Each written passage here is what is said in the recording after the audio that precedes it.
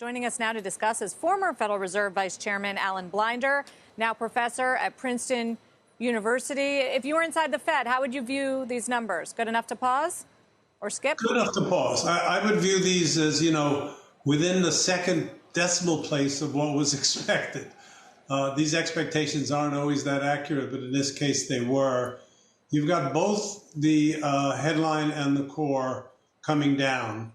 The headline coming down fast because of food and energy. That's nice. But the Fed focuses on the core. That's inching down. That's not so nice. They'd like to see it going faster than that. But down is the operative word, the important word.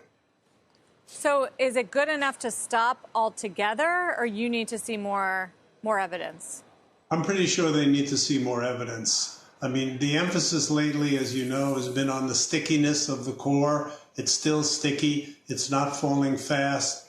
And they want to see more evidence that it keeps going down. Look, if it keeps going down at recent rates, essentially forever, for the next 2 years, that'll be fine. That'll be good. But they don't know that for sure. There's plenty of stickiness and there's plenty of room for reversals. And so they'll want to see more. Do they have to break the labor market to get that done? In other words, does the fact that the labor market still remains tight, we were talking about it, we were talking to CFOs earlier on an event I did, and they still can't find the labor that they need. So they're going to have to pay more. So as long as that's a problem, is the Fed going to be able to accomplish its mission? It makes it a lot more difficult. Look, this is what you've just enunciated is the Phillips curve reasoning that we've been using for decades, that you need to cause slack in the labor market in order to bring wage settlements down and thereby price setting down. Maybe that's not quite true. As is well known, I think, but forgotten lately, is the Phillips curve has not worked very well for this whole century, since around the year 2000. So a reliable Phillips curve, which used to be an important tool for the Fed to look at and judge by, is no longer such an important tool. And there's at least the hope that we can do this without cracking the labor market. It would beat this. It would go against the past history, that's for sure. But the go ahead. What's your best guess right now on where the terminal or peak rate is going to get? 6%, or you think we can get away with lower than that?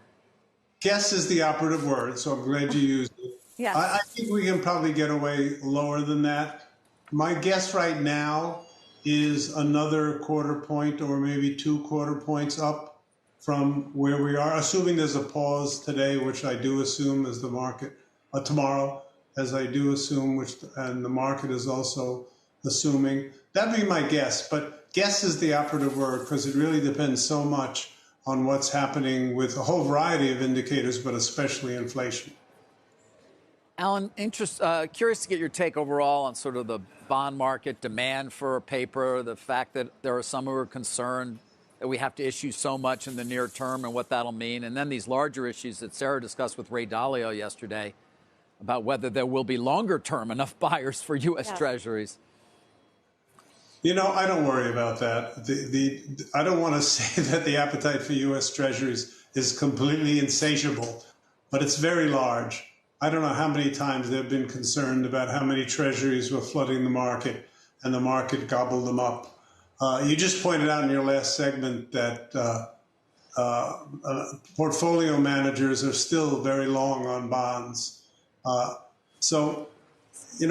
Even early indicators of flight from U.S. Treasury bonds aren't there.